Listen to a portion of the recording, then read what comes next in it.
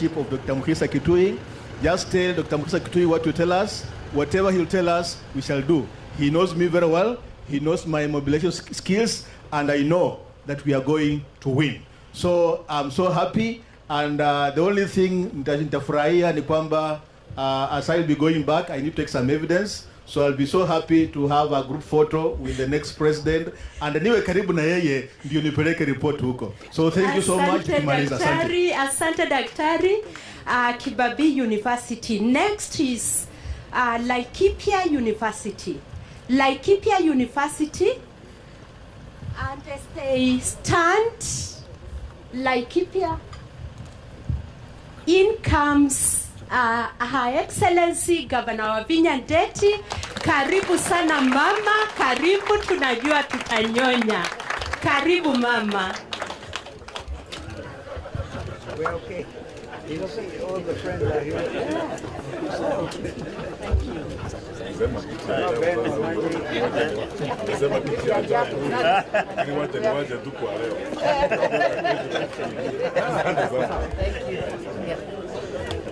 Come and sit around. Tumkaribishe gavana wa jimbo hili, Her Excellency Wavinya Ndeti, as we proceed. Karibu. Thank you so much. And while Mama settles, please, Machakos University. Machakos University. And you've got to be fast because Mama has come. Your governor has come.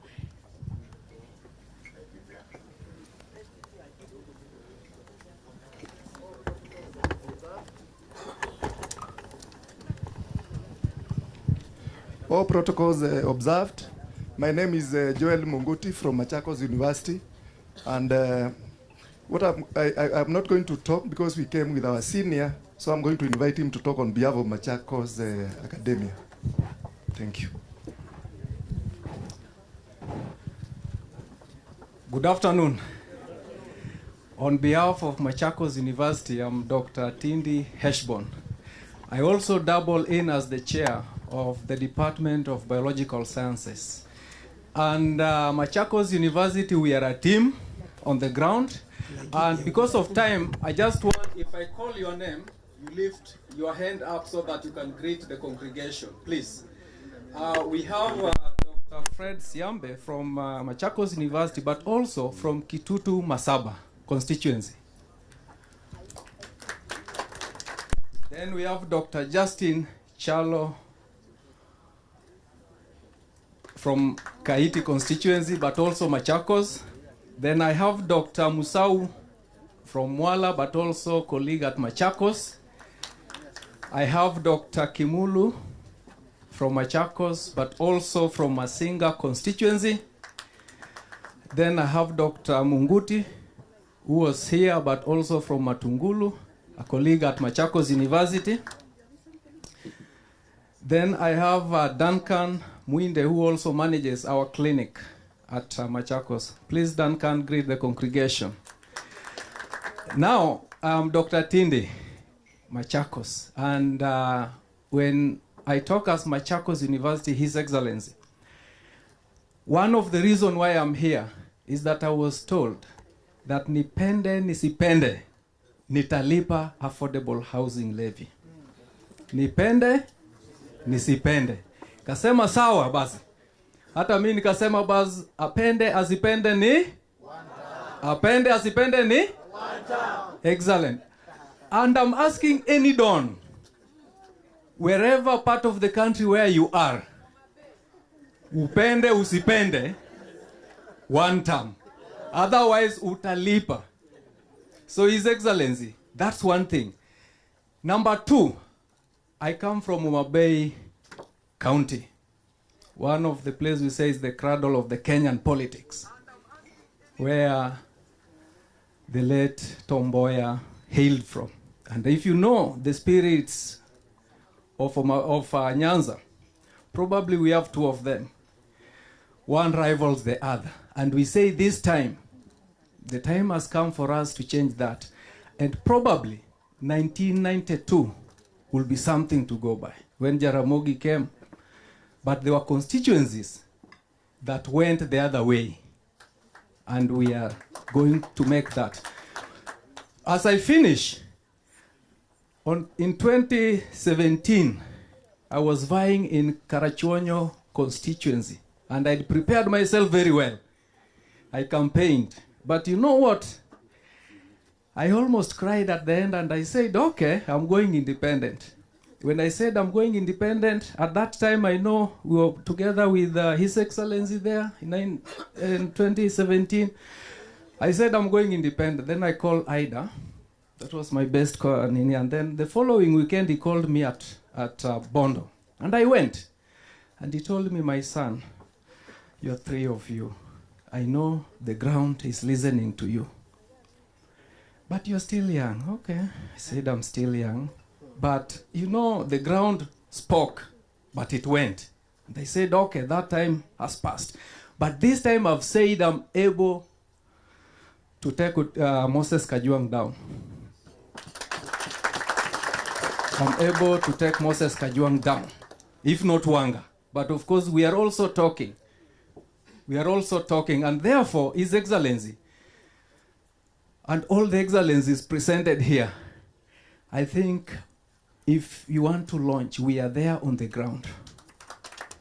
I have my team. In fact, they've already requested me before this that, Daktari,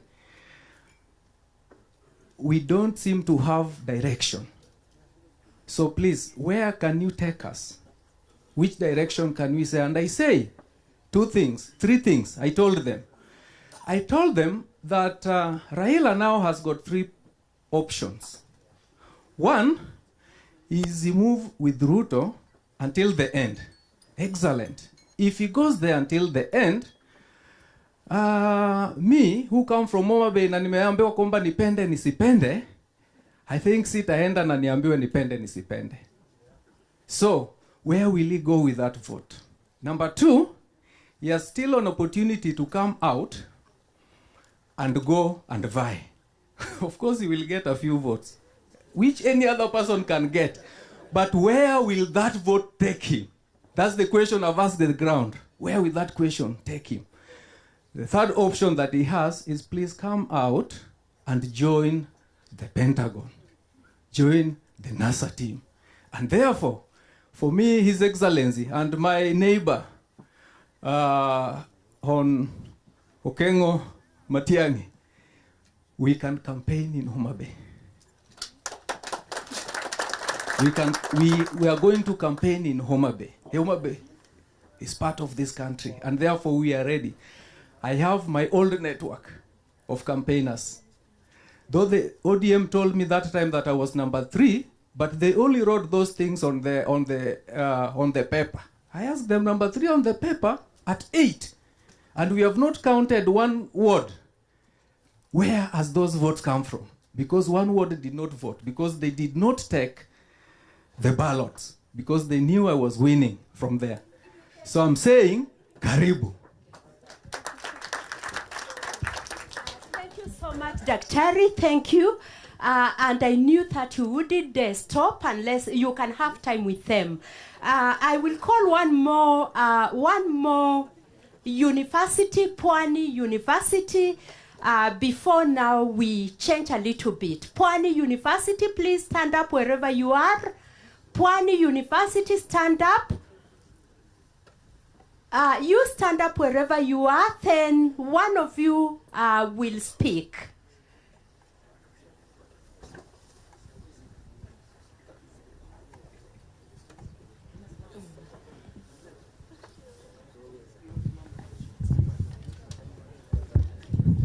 Yes, all protocol of staffs. Good evening.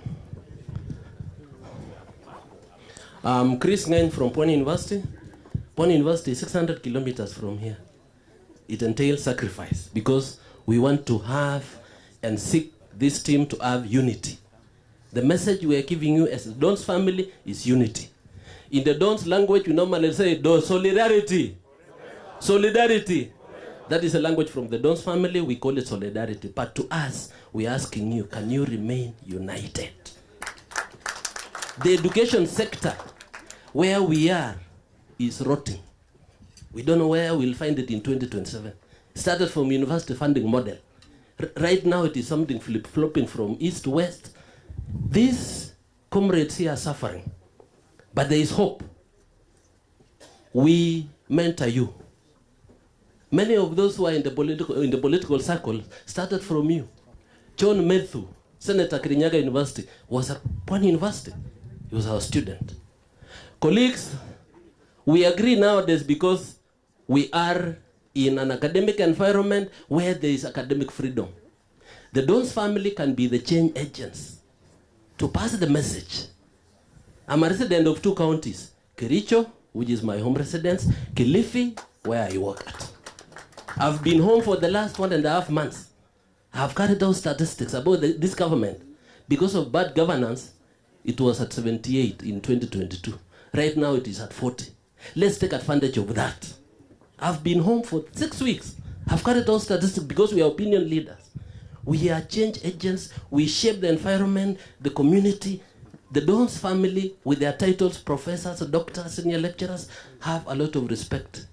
Those at the community level listen to us. So listen to this message from the Dons family. From Pwani University, I think we came around 12 of us. I'm not going, I think they waived. That entails a lot of sacrifice. Thank you, thank you, thank you. Thank you so much, Professor. And there is a saying that, and Mutio, please be coming here. There is a saying that when you see a chameleon running across the road, there is a reason. I think the Dons, the academia, have been some of the most laid-back people in politics. Lakini mkituona, sio sha, sio shi, sio nini, Mutio. To appreciate kwa makofi tafadhali.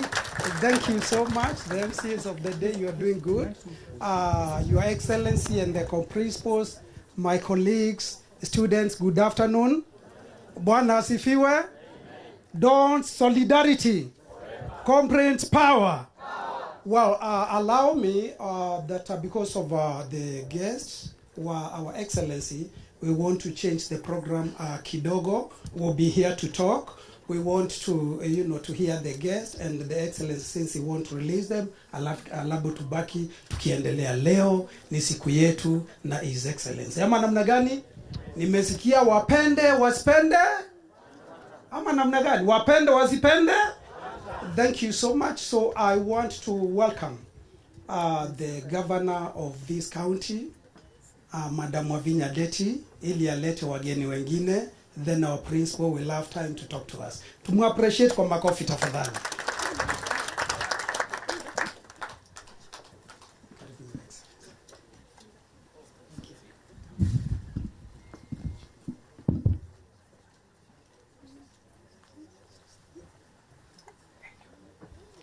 Wow. If you see a chameleon, wow. Your Excellencies, our Dons, these are comrades.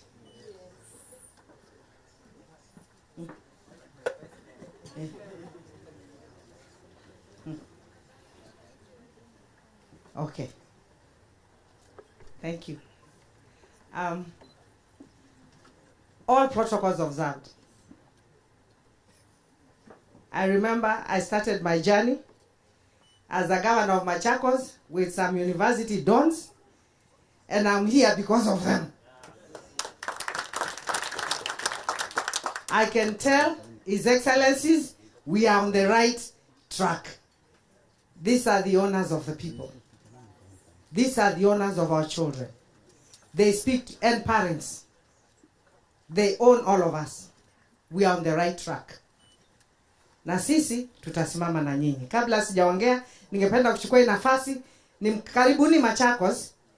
And Machakos is the place to invest. Tunaelewana? If you want to do investments as Dons, please ongeeni na mama.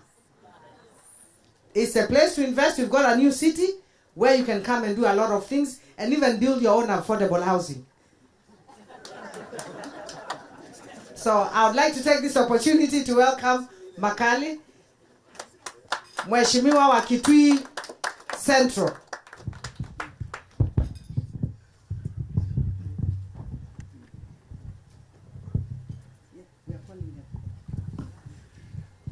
Yeah, asante sana, Governor Wavinya. Our principals and our host today, Mheshimiwa Kalonzo and the Dons mulio mahali hapa, and our students. God is good and all the time. Comrades power. Hiyo ingine comrades wisdom. Wow, good. Na pande solidarity. Solidarity. Okay, kwa wale ambao hatujapatana, mimi naitwa Makali. Makali, mimi ni mbunge wa pale Kitui ya Kati. I'm also, I don't teach, but I belong there. One day I will be going back there. I got a PhD in economics. So at once in a while I will be joining you later. So we're happy to be here today, and today is not our day. Today is a day for our principals. Again, for those who read the Bible, unajua kuna wengine walikuwa wanashikilia wengine mikono wazichoke kateremuka, si mnajua? I belong to that category, ila kushikilia wengine mikono ndio tushinde. So si mtatusaidia kushikilia mikono. That is my prayer for all of you. As a scholar, we can gain a lot from you in 2 or 3 ways. The first one is we use research to give us data which will inform these principles to make the right decisions. The second one, you use your own networks where you teach and the people you teach. They have said they are 75% of the voting bloc. So if you influence them through your teaching, are we safe or not safe? We are safe. And the third one, and I like it, it will be very annoyed with what you have said. Walisema mpende musipende, mtalipa nini? Mtalipa SHA. Mpende musipende, mtalipa nini? Housing levy. Inaitwa shisha siku hizi. So kuna mambo mengi mliambiwa mpende musipende, lazima mfa. Na nyinyi sasa tumeamua wapende wasipende ni one nini? So let's just run with that. Wapende wasipende ni one. God bless you and enjoy yourselves. Thank you. Thank you. There are also other members of parliament present. Barongo, karibu mheshimiwa.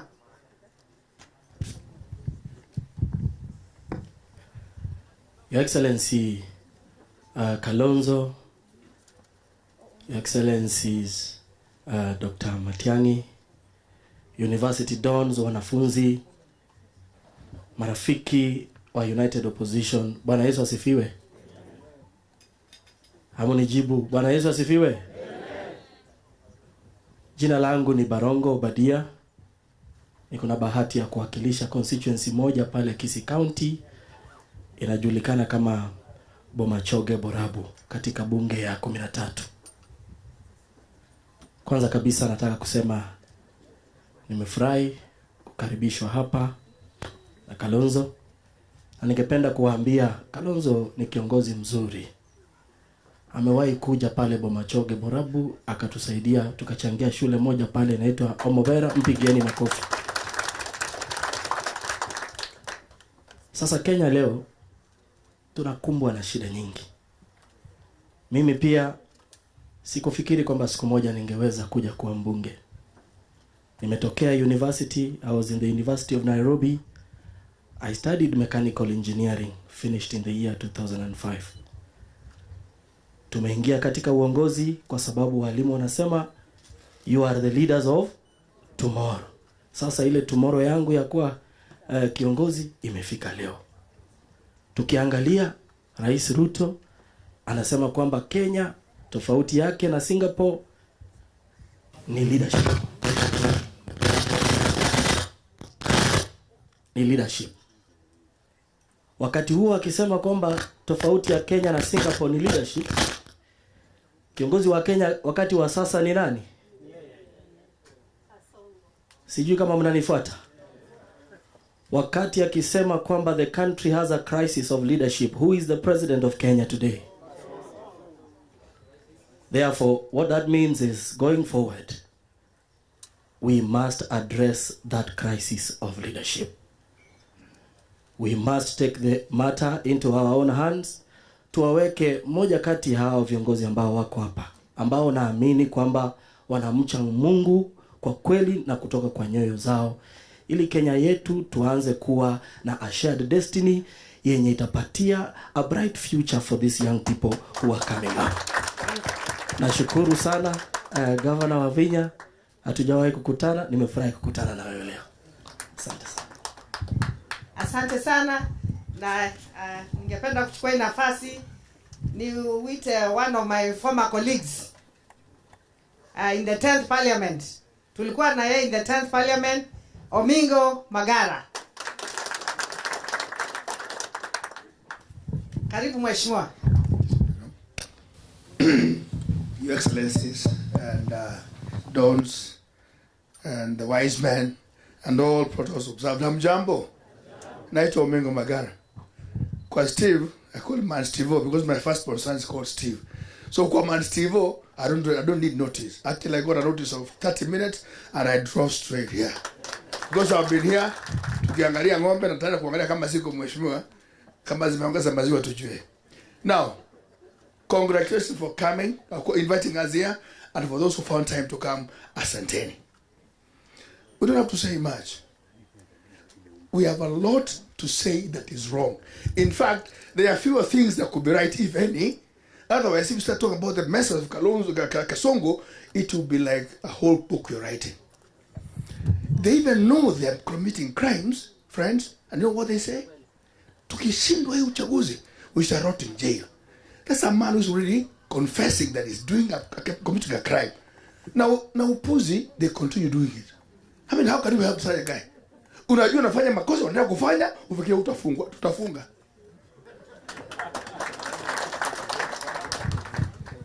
This guy have the appetite, insatiable appetite for theft. They can't even digest stomach. Lami, wanameza, and digest. That's the reason why we have to make a deliberate choice. Young people, tafadhali tusigoge mtandao sana, tuchukue kura. Tuchukue kura jamaa bwana.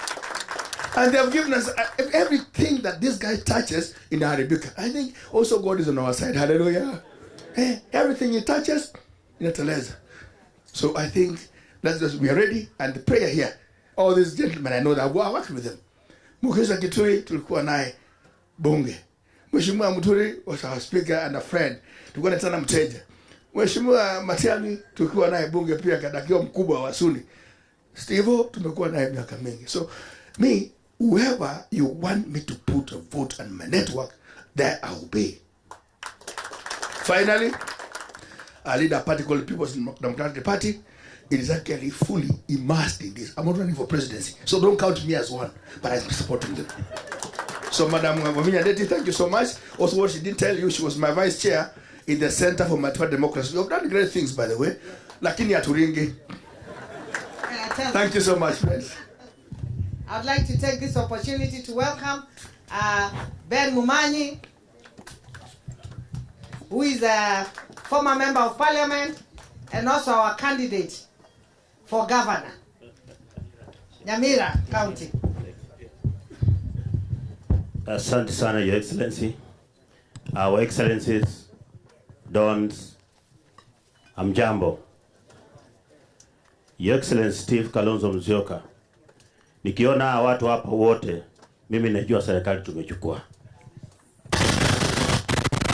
Lazima tuseme ukweli, kila Mkenya mwenye ako hai saa hii yako na shida kubwa sana. Mimi nimekuwa bunge miaka 10. I was Dr. Matiang'i's MP for 10 years, and you can see the man we produce from Borabu. And we are sure this combination will take Kasongo home 6 in the morning.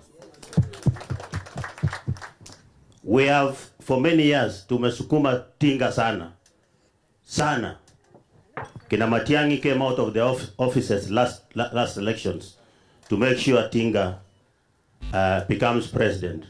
Some of us didn't know ya kwamba Tinga was a project. Kwa hivyo sasa, we are not going to make that mistake. Na asikuje Bandei. I was telling one of his friends yesterday that nataka Tinga akae na Kasongo tuwasinde pamoja in the morning ndio waende nyumbani pamoja. Kwa hivyo, as Kenyans, the country is being sold. We are on sale. And unless Kasongo goes home, hata musikae kwa university mkuja nyumbani, kwa sababu we are going nowhere. Kwa hivyo Kasongo, vile umefika hapa, tunajua ya kwamba yeye na project yake na experts na kila mtu nyumbani 2027 mapema asubuhi. One of kuna mmoja ameongea hapa, when JB was the Speaker of the National Assembly, we had a serious National Assembly. Siku hizi we have a youth winger mwenye nakimbia kutoka Ichopa kwenda ile ingine kubeba pesa ya Kasongo. It is a shame to the country and the National Assembly of the Republic of Kenya. Kwa hivyo tuchunga sisi, turudi hapo tena, tuchunge inji, and we know, as most of you have said, the 6th is here with us. Na tunajua ikifika hiyo wakati tunashinda asubuhi. I have known Kalonzo Musyoka for a long time. I knew him when he was Minister for Foreign Affairs. Mimi nimekimbia Borabu for 10 years on a Wiper party ticket. Na nilikuwa nashinda kila siku tu. Kwa hivyo tutaenda tena nyumbani. Tutoke sasa kwa mahostel, tutoke kwa manyumba zetu. We go and talk to our people so that we make sure kila mtu ako na kadi yake. Ikifika hiyo wakati tutume Kasongo na project nyumbani asubuhi. Thank you and may God bless you. Asante sana. Asante mheshimiwa. Ningependa kuchukua nafasi nimwakilishe wakili Ndegwa. Karibu. Are you with us? Are you with us? Are you with us? All protocols observed. Mine will be very brief. I first of all have to recognize my party leader. Ananiambianga nyamwenu ngakitaka kai chata ekomie. Mimi nimelala kichaka ya Wiper. Na Wiper sisi tumebadilisha, tunajiita Wiper Patriotic Front. Na sababu ya kubadilisha chama chetu jina ni kwa sababu tunataka tuungane mkono na nyinyi. Comrades power. Comrades viva. Hiyo ndio maana yake tumebadilisha jina ya chama yetu. So you have a home in Wiper Patriotic. It's a youth oriented political party. Na kama unataka kujisajili na chama cha Wiper, ona huyu kiongozi. Kiongozi simama. Ya pili, nikiangalia katiba yangu ya Wiper inaniambia presidential candidate wangu ni nani. Mimi inaniambia katiba yangu ya Wiper. Katiba yangu ya Wiper inaniambia my presidential candidate is Stephen Kalonzo. Mimi ni katiba yangu inaniambia. That's what my constitution says. Na tunangojea au viongozi waende waongee. Wakituambia ni Fred Matiang'i, mimi niko nyuma yao. Wakisema ni Justin Muturi, niko hapo. Wakisema ni daktari, niko hapo. Lakini si katiba yangu inaniambia. Nimefanya makosa ya kusema vile katiba yangu inaniambia. Ya mwisho, huyu Kasongo amezoea watu. Hii compensation team ametengeneza ni compensation team ambayo inaenda kinyume na sheria. The only person who has the capacity to determine the question of compensation under the Constitution, under Article 23 of the Constitution, is the High Court of Kenya. It's the only mandated body to determine the question of compensation under the Constitution. Sasa ya mwisho, sisi tuko katika one term. Tuko nyuma ya hawa viongozi. Lakini katiba yangu ya Wiper si imeniambia? Imeniambia ni nani? Imeniambia ni nani? Harambe! Harambe! Ya mwisho, tunasema nikisema harambe tunasema one term, nikisema harambe tena unasema kukomboa Kenya. Harambe! Harambe! Hiyo kukomboa Kenya pia ni kukomboa payslip yako. Moto yetu ya Wiper the Patriotic Front ni kukomboa nini? Harambe! Harambe! Asante sana wakili Ndegwa. Yangu ni kuongea na kuambia viongozi devolution is under threat. Devolution is under threat. Muliona chairman wangu wa Council of Governors akiongea. The two governments are distinct. kuna national government, kuna county governments. Na hakuna kitu kibaya kama sisi ni magavana, tuna lead counties zetu, tunaambiwa whether you like it or not, we are going to do it. Life is not like that. Hii dunia ni watu kuongea na kusemezana. You cannot force things down the throat of people, not even your own children. With your children, you need to negotiate with them. You need to talk to them, not at them. And you need to agree. We are I can say we are not happy as the Council of Governors. And we are going to come out very clearly now. We will talk. Hatukutakubali kusukumiwa vitu. Tunaambiwa wanajaribu kusema corruption. Sasa wametoa corruption kwa national government. Now my governors ndio wanasukumiwa corruption. Governors ni corrupt. Governors ni corrupt. These people take more than 85% of the national government, of the funds. As we only have 15%. Nataka mtuambie hii 85% inaenda wapi? Now 15% is only shared between 47 counties. You see, we are not going to nambia tena tumia maneno ya procurement plan. Your procurement system yao. You know your dons. You know very well. With that system, you must first try it out, isn't it? And if it works, because you run it parallel with the old system. And if it works, then you change over to the new system, leaving the other system as a backup. Tunaambiwa tuamke asubuhi tutumie system. Hii system hatujui kama inafanya hatujui kama inafanya kazi. By the way, haifanyi because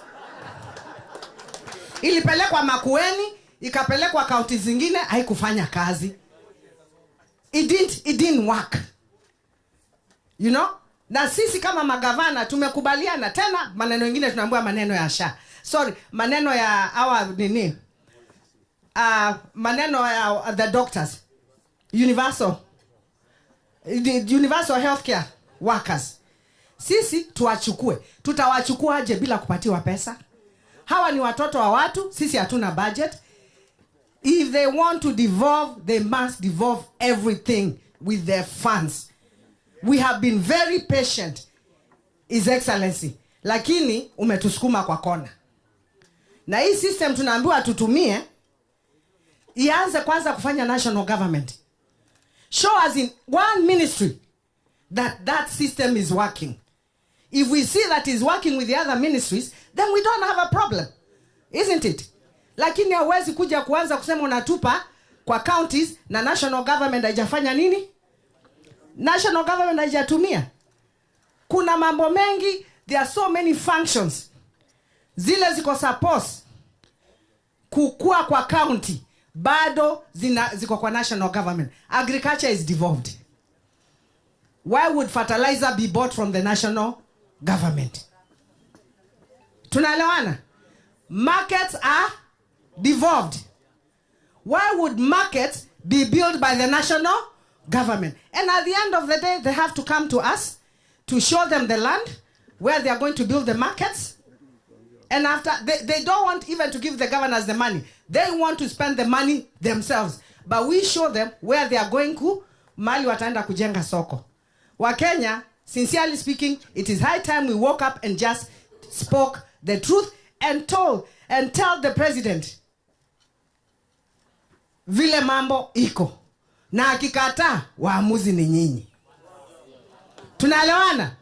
Akikataa waamuzi ni kina nani? Mumesema ni nini? Mumesema ni nini? Hata akikubali. Hata akikubali mumesema ni one term. Hata akirekebisha mnasema ni one term. Hata akiresign mumesema ni one term. Hata akilia, hey, hapa maneno imefanya nini? Maneno imefanya nini? Maneno imeharibika, si ndio? Na watoto wetu, let me tell you, we love you so much. We have always stood by you. Never be cowed by anyone to tell them the truth. Don't let somebody make you coil. Tell the truth and with respect. People will respect you. Sio mnashtuliwa hivi, mnaanza kuingia kwa box. Tunaelewana? Kama kitu ni mbaya, semeni ni mbaya. Kama ni mzuri, ni mzuri. Na mjue sisi, let me tell you, I'm a woman. I'm a mother. Msidanganywe, sisi wote wa mama ni chama moja. All the mothers ni chama moja. Na sisi wa mama wako wapi? Wa mama wako wapi? Chama yetu ni moja. Na sisi tuko nyuma ya watoto we. We are going to support our children. Are we going to do that? Yes. Na nyinyi kina baba mchukue mkimbie nayo. Asanteni, Mwenyezi Mungu awabariki. Hili liwe ni kundi la Arambe! Arambe! Asanteni sana, Mwenyezi Mungu awabariki. I would like to take this opportunity to welcome my party leader, His Excellency Dr. Stephen Kalonzo Musyoka. Na as Excellency akikuja, ndugu zangu ninawaambia, stick together. Please stick together. We beg you and we pray to God that you stick together. Asanteni. Thank you. Thank you. Hey, ni kama mna address Uhuru Park. Nimesahau tuko kwa shamba. I had taken the opportunity to welcome those who came before our distinguished principals. Na nikasema kwa niaba ya familia, you are welcome. Mujihisi, and we said there's no stress here. And nobody is going to spread any stress. Kwa hivyo, karibuni tena. Now because our visitors have to go, I will be with you for as long as you require my presence. So wale ambao mko tayari tutachinja ng'ombe baadaye. Wale ambao hataki kwenda Pwani University, I'm told mulilala Kitui mkija huku. But please allow me to say one or two things before I invite my colleagues. Yamezungumzwa sana mambo mengi na university dons, and please recognize we are talking about 23 public universities represented at this event. Tuwapigie makofi. Please also recognize you're talking about 30 university student leaders who are here. Tuwapigie makofi. I also want to recognize some other young people. There's Kamau wa Gen Z. Simama tu onekana pale ni kijana yangu. From Limuru. We call him Kamau wa Gen Z. There's also Muriuki Dwiga from Embu. He's actually our deputy organizing secretary for Wiper Patriotic Front. Is there some other person I haven't? Of course, Mzee Wambutura. Now, Engineer Wambutura is my neighbor here, and he's also a very senior ranking member of the party. Who else is there? Oh, Executive Director, Engineer Milai, Accountant. Bana Milai, thank you so much. Am I leaving out somebody else? So we leave the university dons on their own, because I want to hear from Kinoti today.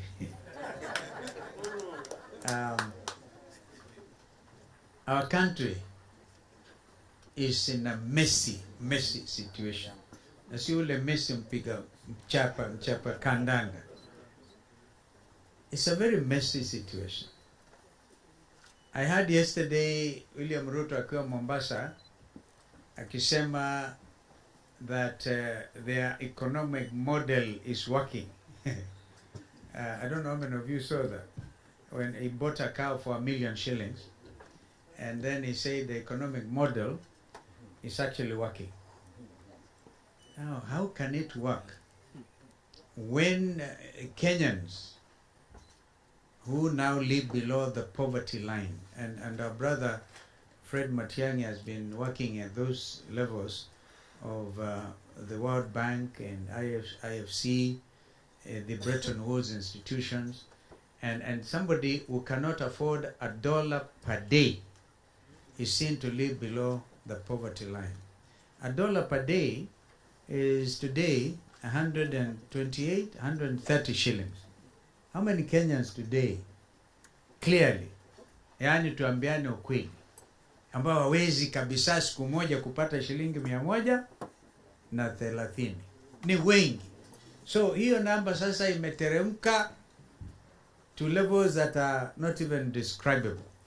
And yet, tunaambiwa uchumi unafanya vizuri. Now let me tell you the truth.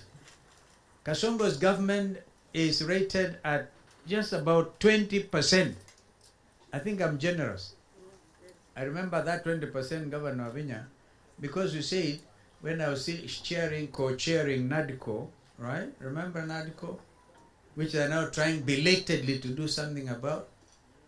That at least let us increase mgao wa serikali za counties kutoka 15 to 20. That is in our strong recommendation. But these guys are not even able to implement what they asked us to do. And they say the country is doing well. That actually is like living in a fool's paradise. And Kenyans are not foolish. Kwa hivyo, mimi nataka tujue kwamba wakati mmoja nilikuwa waziri wa elimu. My brother Matiang'i at some stage also became Minister for Education. There are several things we did in conformity with international statutes. At that time, we had a conference in Jomtien. That's a country, a place in Indonesia, when the world agreed to the concept of lifelong learning. So you really cannot stop going to school or learning. The Jomtien Declaration. And then at about that time, child rights were the issue, the main thing. So I had the privilege to outlaw, as Minister for Education, corporal punishment in all our schools. Well, I remembered also, as a Christian, the Bible tells me, you spare the rod, you spoil the child. Now you have to do a balance. The balance is, you do not have to use literally a cane to dismember a child, kumpiga kama mnyama wa porini na vitu kama hivyo. Even today, I'm sure, there are some schools where corporal punishment is practiced differently. We did that. Just like we did start I actually appointed the first chief executive officer of the Higher Education Loans Board. And a lot of us in the leadership position actually went through that. We used to call it boom. During my time, it was 6,000 shillings or something. And it was useful. In addition, we used to have decent catering services at the university. CCU, Central Catering Unit. Today, even living standards in our public universities are in a pathetic situation. There's not much honor in being a university student. And yet I'm reminded by my brother Muturi, when we were discussing, those days when you qualified to go to university, I think Fred, you also mentioned it, your name would appear in the newspapers. Mpaka villagers, wanaona, unabeba a gazeti yako in Embu, they'll go to buy from Kanyombora, to buy in Embu, na kwenda unaringa, angalia jina yangu kwa newspapers. Therefore, the dignity of being a university student today is absent. And quality higher education, zero. I must remind us that the right to education is a basic human right. It is one of those, Article 43, is it, Wakili Ndego, those rights, like the right not to sleep hungry. So, let us not play around with it. The only reason we're able to gather here today and feel stress-free is because of Constitution 2010. We saw William Ruto and Raila Odinga and a few others go to celebrate Katiba at 15 years. Well, some of them said no to that constitution. We know it. Said no. So because to have a spirit of constitutionalism, you really have to, it was Okoth Ogendo who taught a lot of us, a landlord, for those of you who studied law, that you can have a constitution without constitutionalism. And that is lacking in this administration. What this team is trying to do is to say order, like Muturi will tell you. We have a constitution, our guiding document. And we are going in the next administration to make this country be honored worldwide. Because our Bill of Rights, for example, recognizes the Universal Declaration of Human Rights, imported, I think, via Clause 2 of the Constitution, right? Or Article 20 of the Constitution, that these are parts of a domestic law. Men, I can also teach law at the university, right? Okay, so, but that is why we are here. Nobody can interfere with this thing, but we're also seeing intolerance. Yani wakisikia mtu anaita Gachagua, hawezi kulala. Kisikia Rigiji, kwanza kisema one term, wanapatwa na wazimu. Now all of us are saying one term, not just Gachagua. How many of you are saying one term? Yani you mean it? Sema one term. That's what it is. Weka ongo. Gachagua is not here. By the way, we bring greetings of all other colleagues. We took the decision just the other day when we met at a half-day retreat to say we come, and very quickly my brother Muturi said you come. Our brother Mukisha said he was coming, although he's having a traveling spouse and himself also trying to go out of the country. And then our brother Fred was the first to say, I am coming. So I want you to know, please accept greetings, Rigiji. Munasipokea? Mukituona hapa, we are all together. When we have agreed, I think it is Mukisha, if I can paraphrase you. You said, first of all, you must have the team. The team. Right? And the team is building up strongly. So, mukiona tukikula pamoja na, we are building this team. Because Fred was out there in the World Bank, we didn't have time with him. Somebody showing me something? Okay. And there's also, of course, Mother Karua, our sister Mother Karua, and Tuma Pia Salamu zake. Mother has been here. I'll tell you a true story. I was here with Mother Karua, I remember very closely, and George Wainaina of KANU, Secretary General, and believe it or not, Moses Kuria, tulikuwa hapa. Nikampatia kila mmoja mbuzi. So mkiona Moses Kuria, mwambie nimemtumia salamu kutoka shamba. Na awache kufanya hivi. He is either with us or he is not with us. And who else have I left? Eugene Wamara, kijana wa DAP Kenya. He is also with us. Natembea was not with us on Monday, but of course is part of the team. Kwa hivyo, this team is strong. You know, they pray every day kwamba tutawanyike. Na tuambia, no, we know what those things that bring us together. Those ideas are solid ideas.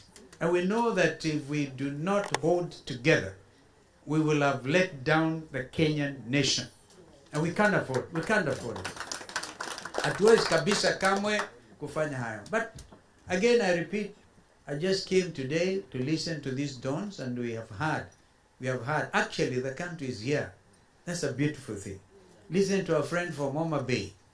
I can tell you that I spoke to Kenyans in the diaspora this last Sunday, virtually, from all over the world.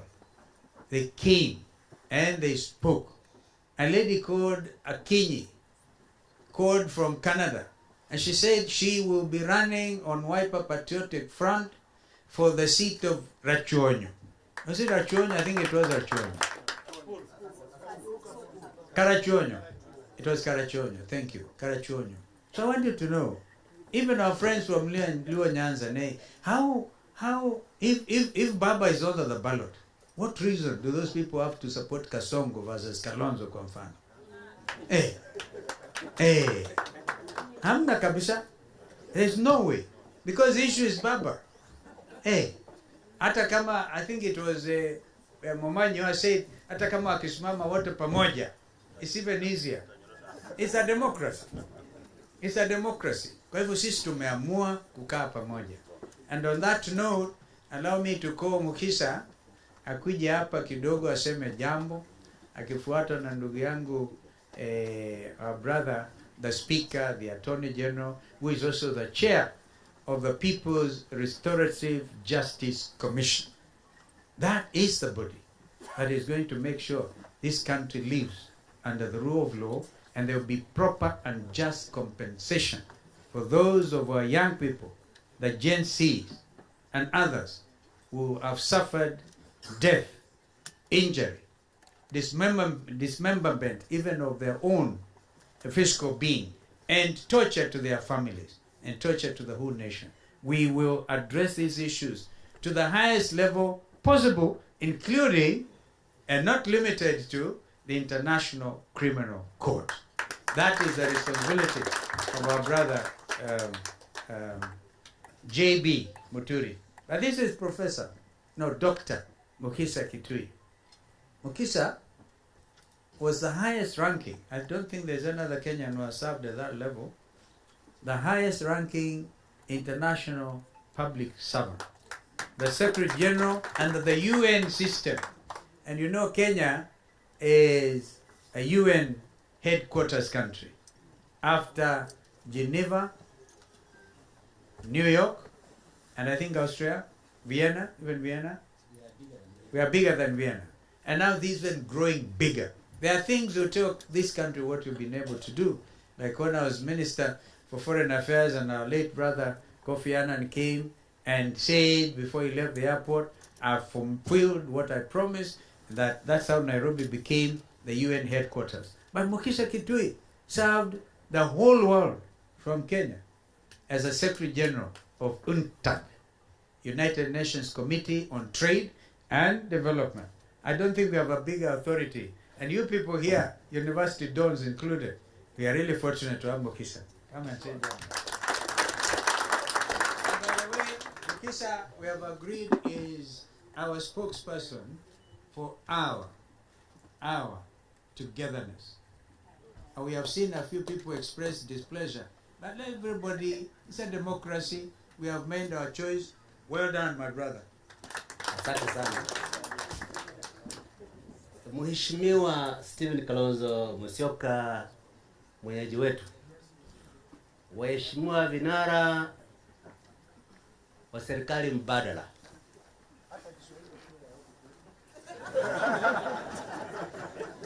Waheshimiwa wahadhiri, wakufunzi, watafiti na wasomi.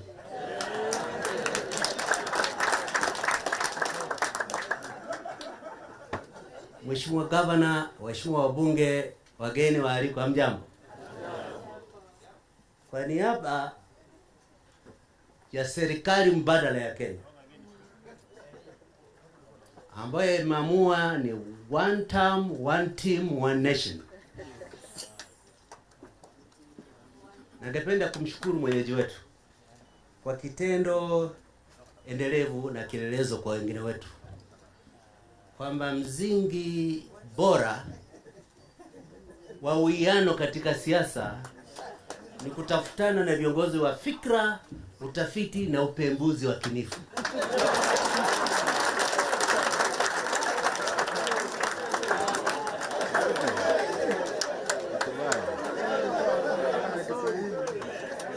Ambao wajui upembuzi wa kinifu kwa Kiingereza inaitwa critical analysis. Sisi tunajua kwamba tumekuwa tunafanya siasa kama lele mama. Kama malezi ya mama, kama kitu cha mzaha. Mjinga anakuchezea na kupatia shilingi 10 unasema wewe peke yako. Unaalikwa kukutana na watu wa fikra unasema nitalipwa nini? Yaani huo utoto umekuwa ndio mwelekeo na mtamshi yetu kama Wakenya.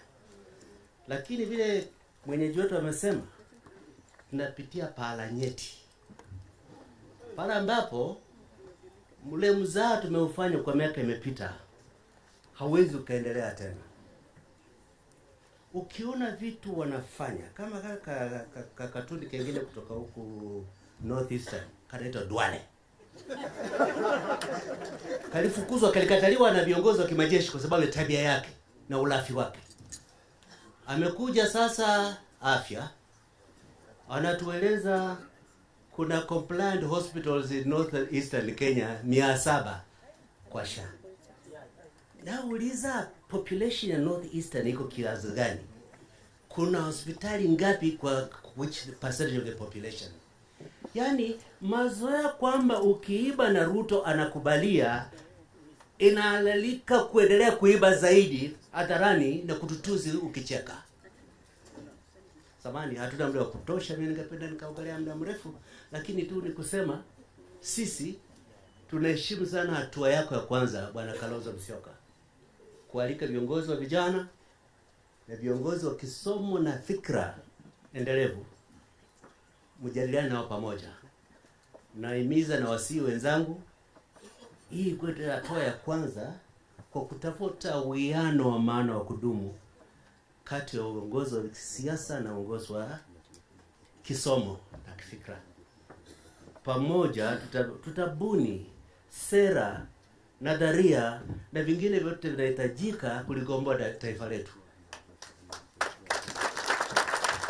Kwa wale vijana ambao wengine pengine mnalemea Kiswahili kisichokuwa cha Sheng, niseme tu mawili kwa Kiingereza.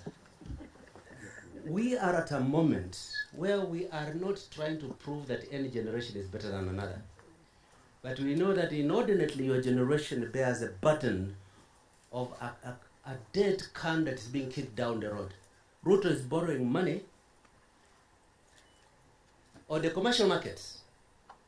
Expensive money to pay cheaper debts, but he's kicking the can about when that money is going to be paid, when you are the ones who are going to be responsible, and he will be back in the village roasting goats.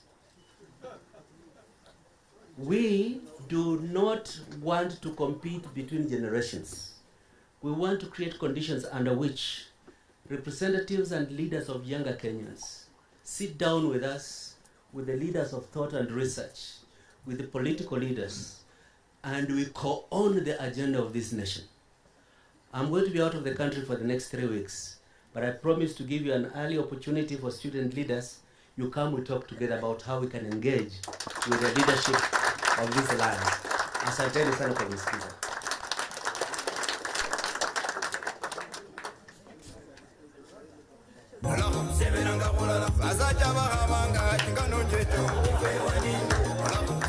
Kisha niongea kama Mwalimu Nyerere kabisa, Kiswahili sanifu, msomi kabisa, leaders of thought and research.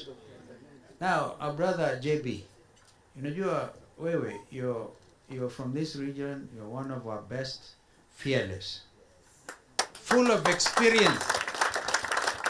The Attorney General of the Republic of Kenya would say, I cannot sign documents in Dubai airport. Right? Yani yole jamaa wanaobeba haya yote yakiwekwa mbele zetu, watu watastaajabu. But these are champions of change, fearless champions. And here stands tall JB Muturi. Thank you very much, Your Excellency, SKM, our host, the University Dons, comrades, colleagues, members of parliament, other invited guests.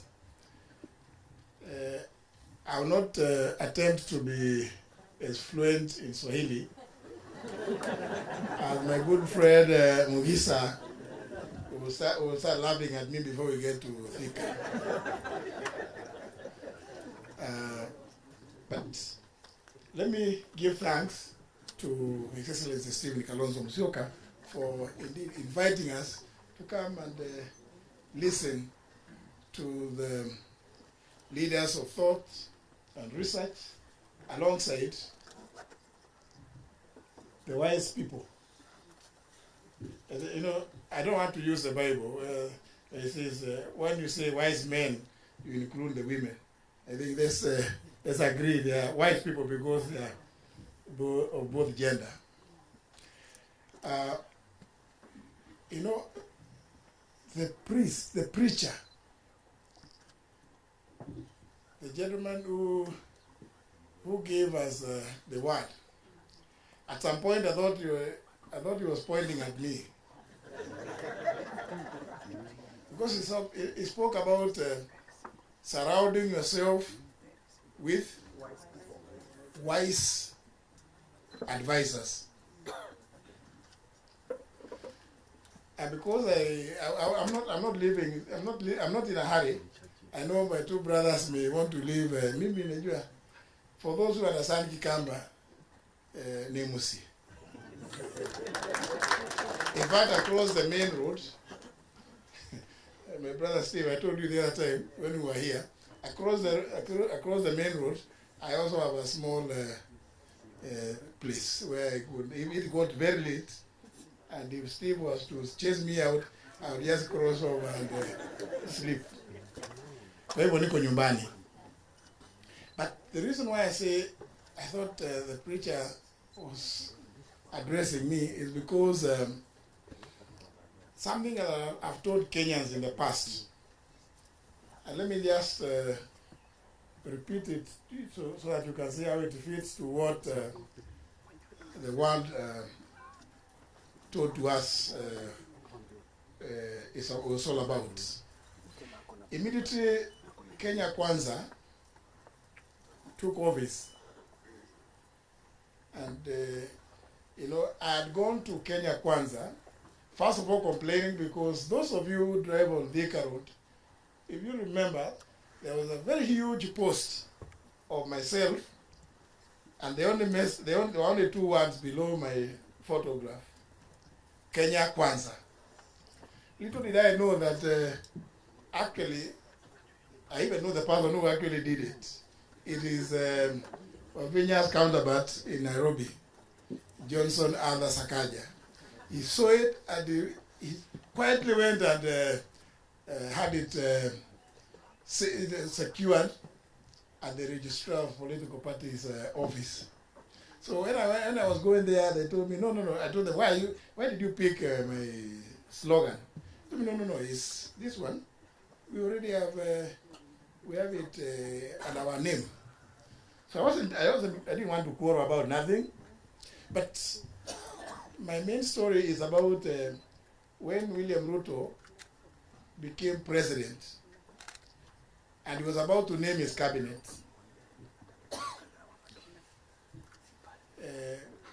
We used to have several meetings. In one of the meetings, he told me that, you know, he likes calling me JB. No, JB, I actually want you to be the Attorney General. You know, even as those of us who joined Ruto, we were saying we know him. Ben. We were saying we actually know him, but somehow there was an issue of we didn't know, we were not, actually I think we were not consulted. Maybe Fred should bear the blame for not consulting some of us. Because we had had several meetings with my brother, senior brother, Stephen Kalonzo Musyoka. So I think the problem was just within what was then government. We were not consulted. So even as we were joining that Kenya Kwanza, we were saying we know this guy. So when he proposed that I become the Attorney General, I told him no. No, I can't. I don't want to do that. I told him, you know, my only reason of wanting to be in government is only one, that I put in 15 years in the judiciary, served 8 years as a member of parliament, and now I've done 10 years as speaker. All I want to, you know, ndio nisikie nimekuwa kwa serikali.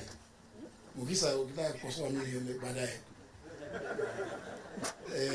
If I sit in the national executive, but I don't want to be the Attorney General. And the matter ended there. 2-3 days later, my good friend, who was not only my classmate but my roommate, the current Speaker of the House, the National Assembly, Moses Masika Wetangula, calls me to some place. I will go and he tells me that, you know, I have a message. I asked him, from where? He tells me, from the president. I asked him, which message?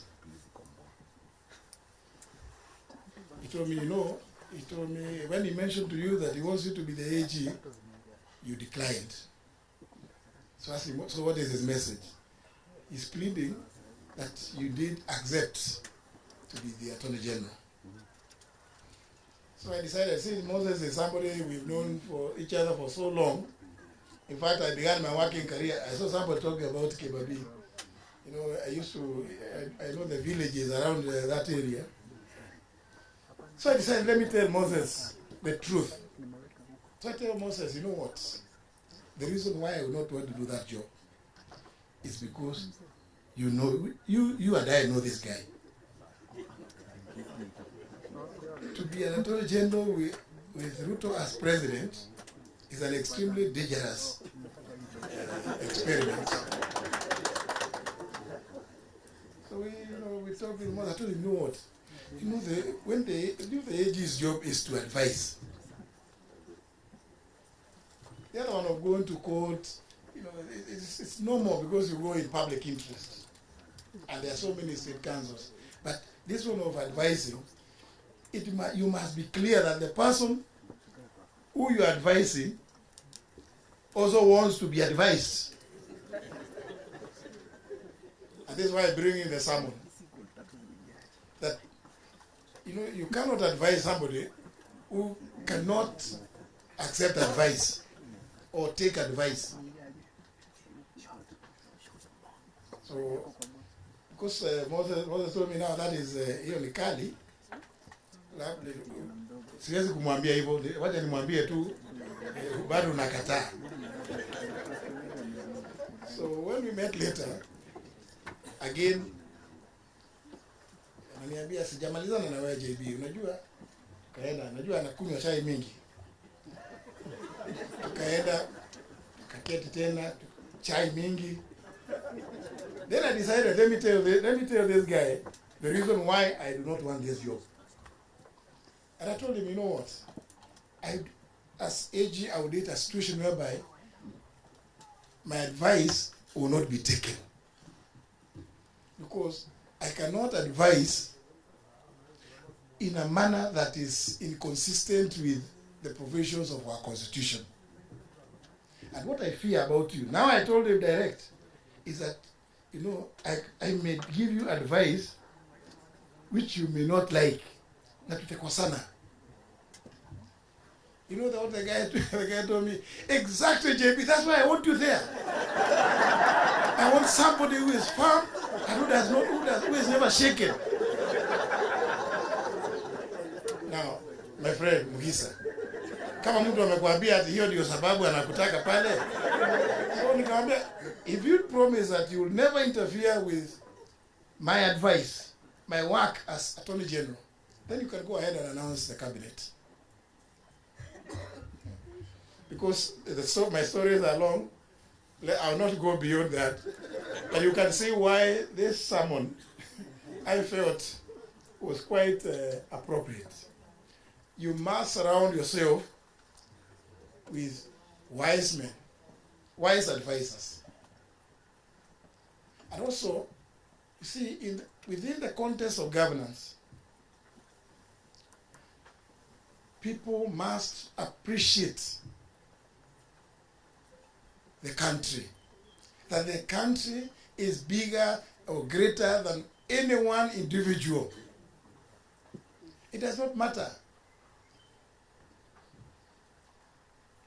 We've been told about issues about in fact, His Excellency who told us about the $1 people living below $1 a day. If that cannot concern you in leadership, such that whatever it is, whatever decisions you take, are acutely informed by the desire to lift those that live below $1 a day in the country, then you are not worthy in a position. You cannot take oath in public. And of course, remember our constitution says the president must be sworn between the hour of 10 a.m. and 2 p.m. Wakili Dewanjiru. So you take oath in broad daylight to protect, preserve, uphold and defend the Constitution. Among other things, also the dignity of the citizens. And then, soon thereafter, human life means nothing to you. Human life means nothing to you. That you watch human life being taken away. What they say in Kiswahili, again, kiholela. Eh? Surely. And you want people to keep quiet so that you can remain in leadership? I'm sure, my good brothers and sisters, you'll agree with me. When it gets to that, you must take a position. You must take a position. Because who is it you say you are sitting there planning for? If these are the people merely for expressing their opinions themselves about the university funding model, about the high taxes, that becomes a reason why you will take away their lives. And I keep saying, I was lucky that I was able to run to William Ruto. I tell him, William Ruto, I sent you a message last night at 3 a.m. I told you my son was abducted. You have not responded. He says, oh, my phone crashed, there are too many messages.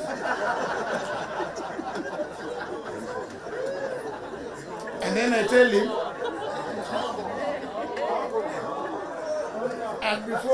and before going to him, I had tried to get to talk to anybody, including, I don't want to now, but our good friend from Daraka, Kindiki, who was then in charge of Interior. Fire you. Norma, see Norma. And he too had the audacity of replying to me that, no, I can tell you. Because I told him, Nuldin knows where my son is. And Kindiki called me twice. I told me, no, it's not true. I have spoken to Nuldin. I said, but Kindiki, if you have spoken to him, why is it that he cannot pick my calls? We sit together in the National Security Council. Why? I mean, does he imagine that it's not a love affair? Since last evening, I've been trying to call him and he cannot answer my calls. So I go, given that situation, Muhisa, I drove to State House. I told Kasongo, look, my son was picked, and then he's telling me, oh, my phone crashed. I said, no, just call. Call Nuldin. I'm standing next to him. And he calls Nuldin and says, Nuldin, are you the one holding Muturi's son? I said, yes, sir. I found him, yes. Just release him. And Nuldin says, and I could hear, Your Excellency, in the next 1 hour, you'll be at home. Surely. I imagine how many parents in Kenya have been agonizing to date. For some of them, we were with you, Wakili Njiro and Dan Manzo. Some of them they don't know where their children are. They disappeared without trace to date. They cannot reach William Ruto. I was lucky. I was able to reach him. But isn't it obvious? Does it require any dons? If he calls this one person and he tells him, release him, do we need to go out there asking who has been abducting these kids?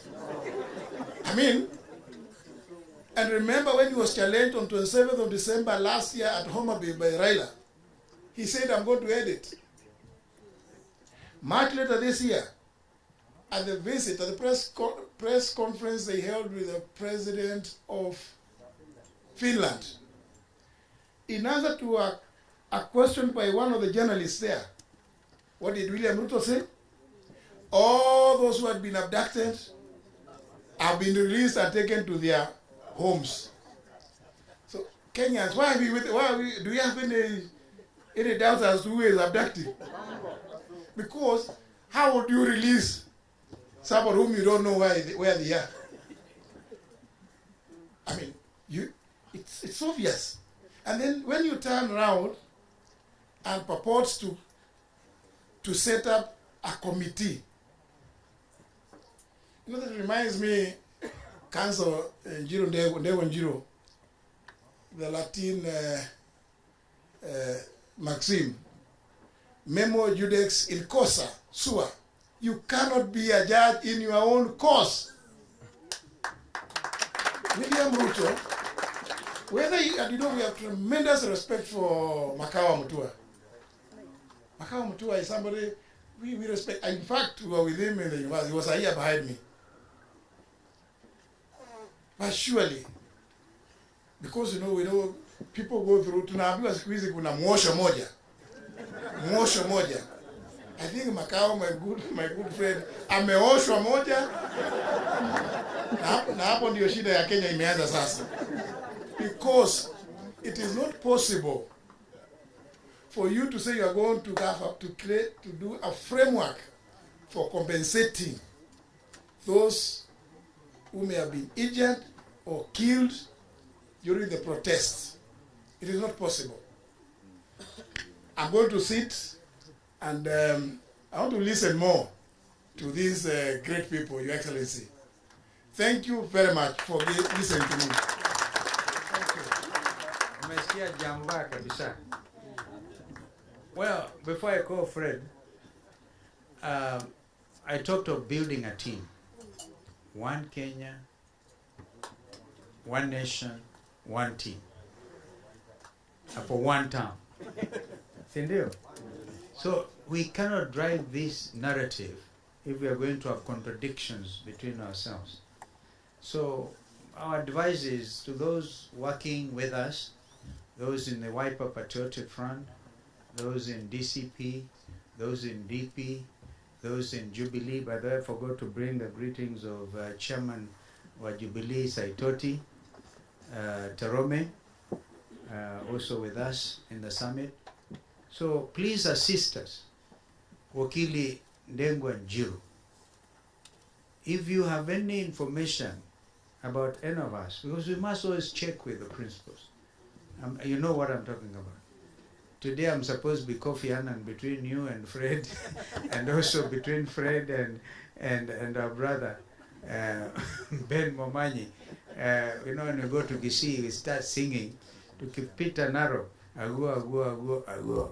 Ben Momanyi, ago. We need to build one team. So that respect is so critical. So critical. Let's not begin to dismember our unity even before we begin. And building coalitions, I can tell you, is the most difficult thing.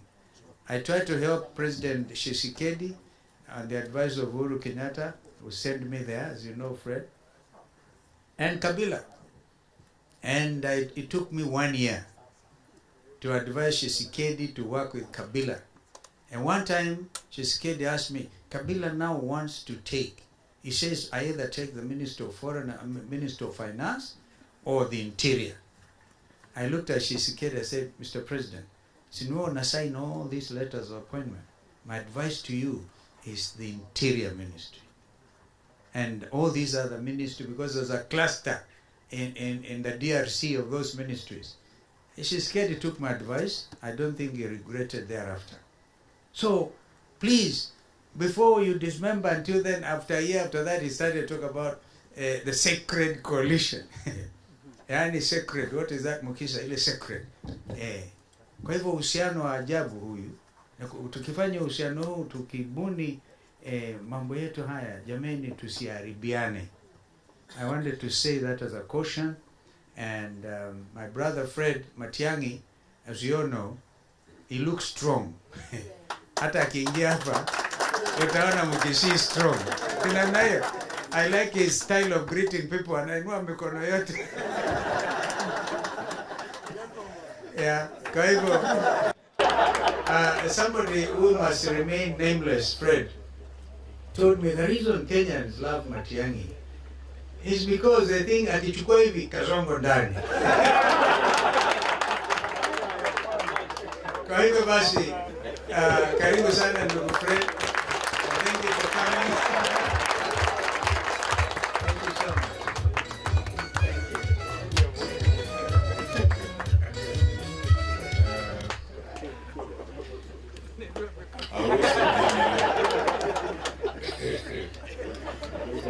I'll be very brief. I'll speak less time than my predecessors because I've said all the wonderful things I'm going to say. My elder brother and my friend, Your Excellency, Vice President Kalonzo Musyoka, my other elder brother and friend, Honorable Justin Muturi, Honorable Dr. Mukisa Kitui, another one of my elder brothers. That's the beauty of being younger than them. I'm looking at all of them. My friend, Wavinya Ndeti, High Excellency the Governor of Machakos, honorable members of Parliament who are here, Makam Mulu, we work together in civil society, my brother Obadia, my very good friend Ben Mumani. I actually forgot to withdraw the request from Honorable Kalonzo Musyoka that this morning we prayed together and forgot about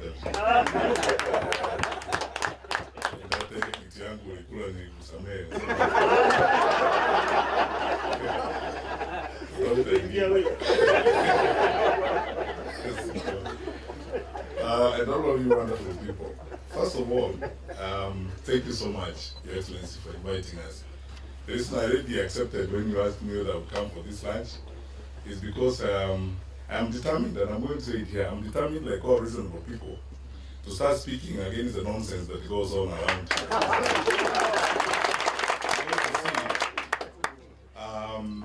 The Honorable Kalonzo Musyoka and I have been the targets of choice for this administration for propaganda, malice, and cyberspace nonsense.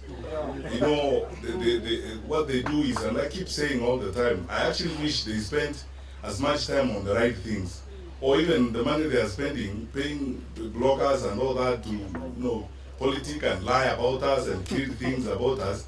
Why don't they give that money to school so that we can actually continue free education?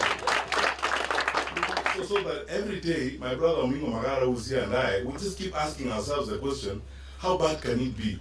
But look, let me pause there and say this.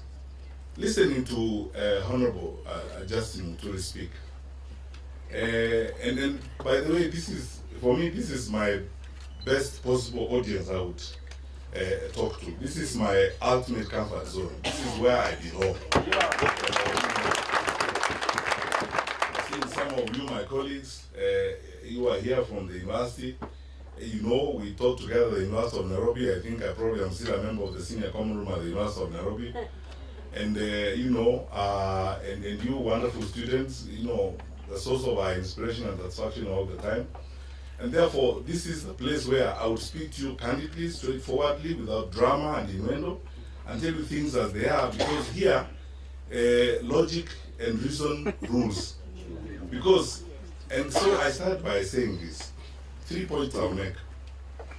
Listening to what Honorable Justin Muturi said this afternoon, I keep asking myself this question I have wondered all along. After the elections in 2022, what is wrong with us as a people? Because I remember I went to a conference of bishops in Westlands, and I was cabinet secretary for Interior, and a bishop challenged me about money and said, you know, these wonderful people in one party are going around promising everybody billions, Mamamboga billions. Where have you taken the money? And I told them then, as all of you have proved today, that that is a lie. These people are lying to you. There's nothing they're telling you that's truthful. They're telling you things they think you would like to hear and vote for them. And I can almost swear to you, they will not fulfill any of those things they're telling you. They're just lying to you. These guys are just liars. That's how I coined the outbreak of lies after the COVID-19 outbreak. The campaign was characterized by an outbreak of lies, you know.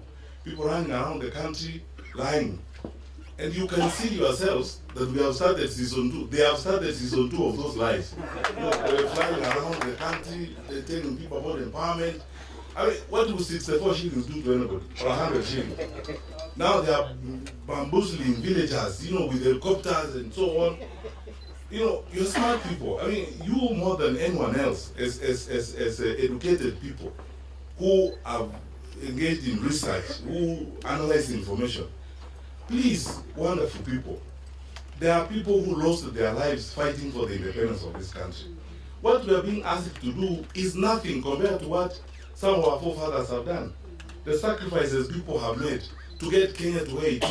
There are other people. I mean, I have to be honest with you, and then let's say things the way they are. There are people, including Muzeraila himself, who have gone to detention, and other people suffering for this country to get us to where we are today. And many of those people, I cannot name today, who went to detention, suffered, getting us to where we are today. What we are being asked today is to make the right decision for Kenya.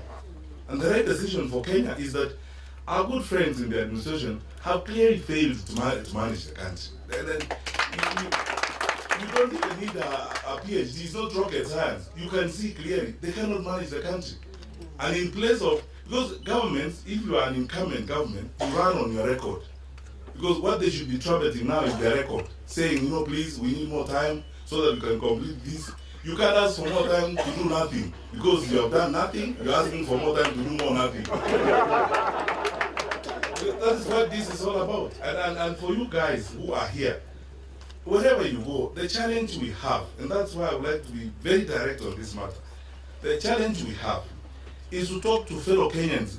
Forget about this business of the tribes and regions, I don't know whose turn it is and so on. Look, we are facing a real danger as a country. Look at, I can speak to you as a former Minister of Security. Look at what's going on in Madera. How? An independent country like this that's supposed to have an infrastructure in place and so on. What is that going on there? You know, look at what's going on in our cities and so on and so forth. You know, the rate of crime going up, you know, every day and so on. And if you doubt me, talk to people in the security sector in the country. They tell you their woes and their challenges. People talk to us. People are even going to whatever extent to look for private opportunities to speak to us. Their woes and their cries and the challenges they're facing, how they're facing all these problems. So I want to ask you this question. Surely, you're all intelligent people. We're all intelligent people as we're here. What are we waiting for? Do we even, Honorable Kalonzo, do we actually need to campaign? What do you want us to tell you? No, President, you want you to say, what do you want us to tell you?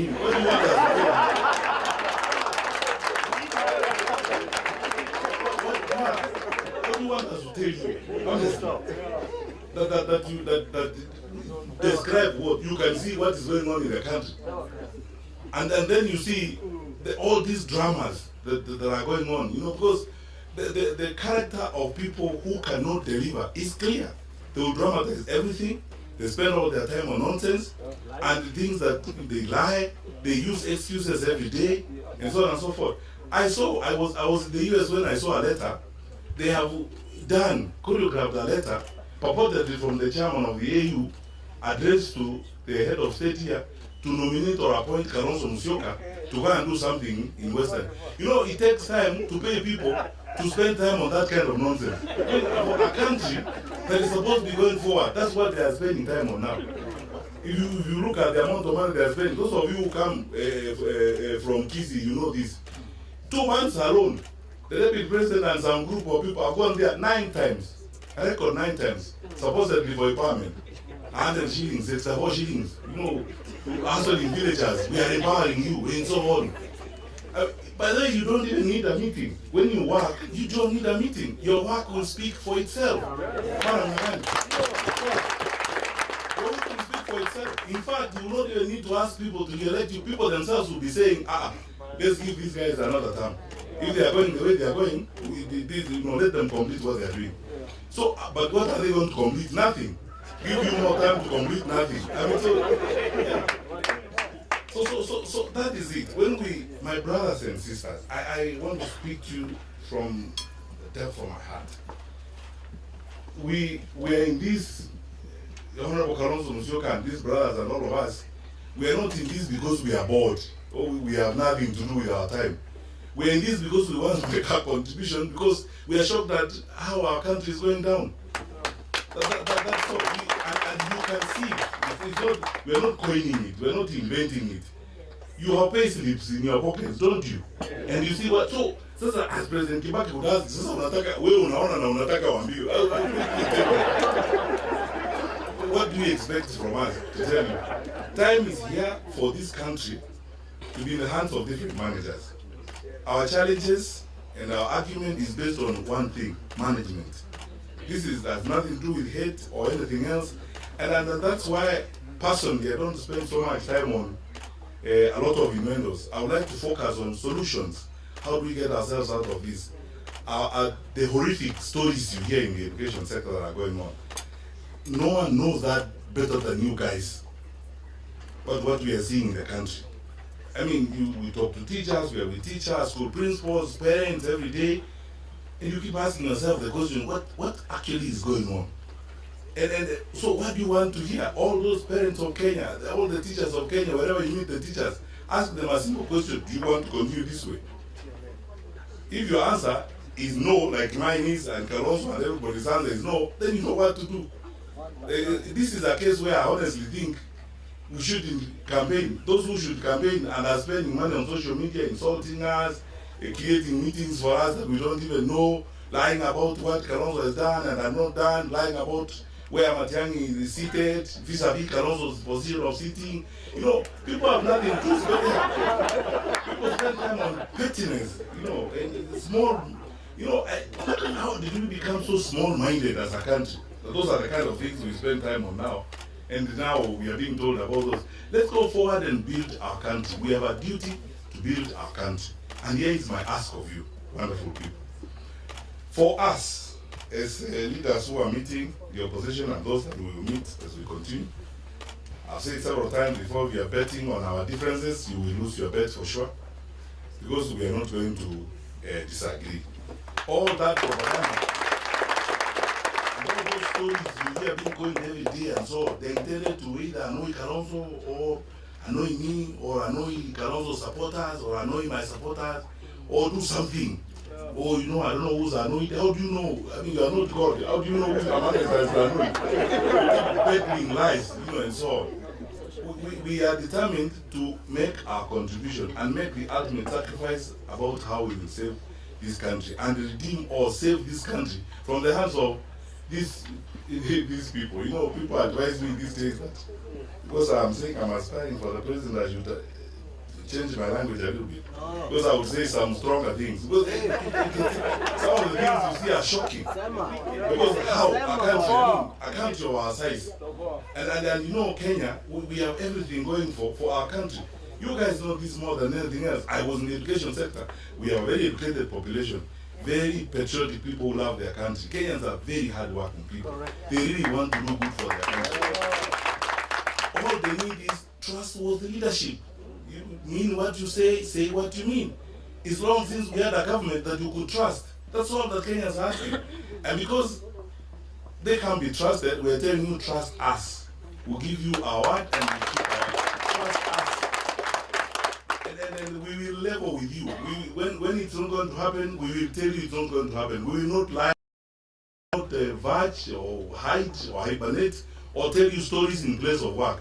And we will not come to you and begin to lie and pretend about things, you know. Listen very carefully. There must be linguists in this audience. You know, students of linguistics and researchers. I want you to listen to the language of this administration when their leaders speak. It's called street corn language, you know, where they say,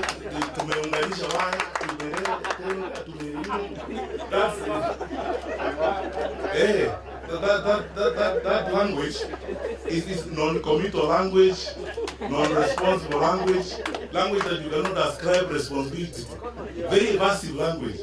You know, people who do things, they come forward to you as leaders, like Honorable Kalonzo Musyoka stood here and said, I have done this, I have told JB this, and so on. Or JB says, I did this, I asked this question, and so on. That's what responsible people do. But those who are evasive, who evade responsibility, they draw in that language, that evasive language, and kuunganisha waya wanajua kupanga, the way they behave and so on. Kenya is better than this. We are better people than that. So,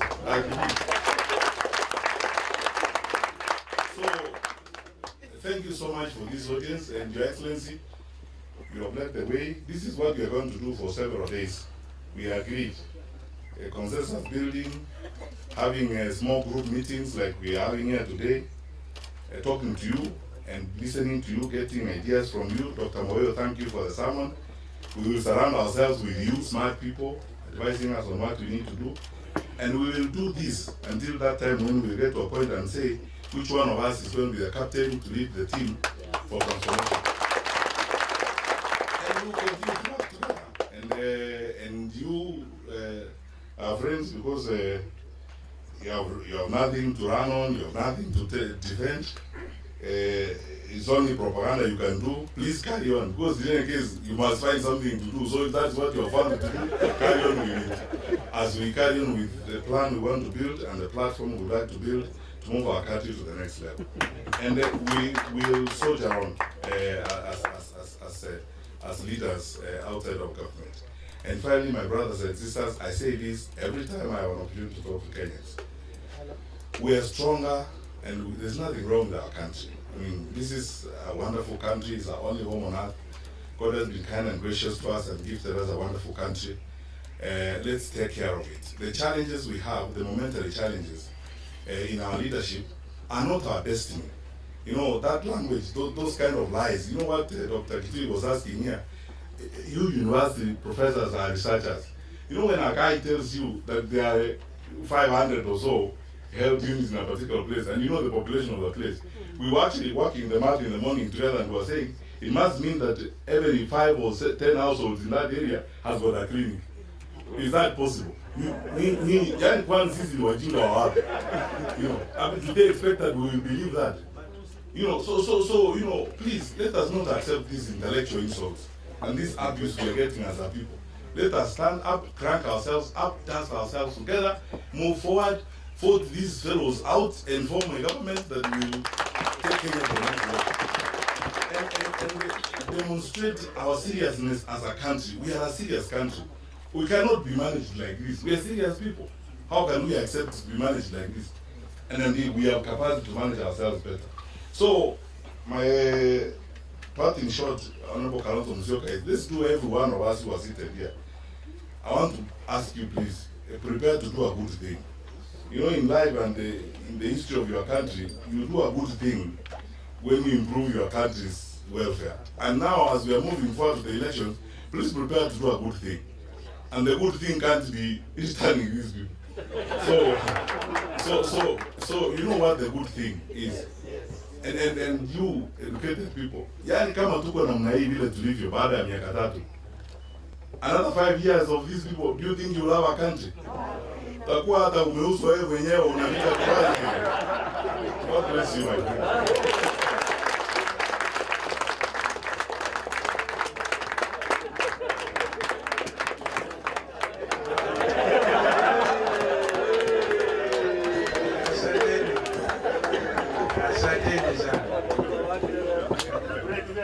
Thank you so much. So now I think we need to continue. I think that those who have to leave, we give them permission to do so that we can continue. As I was talking, a member of the family came, one of the family members, where's Moasia? Moasia Kowapi, Kokure, thank you. So we will continue, and we thank you so much. Those are inspiring things.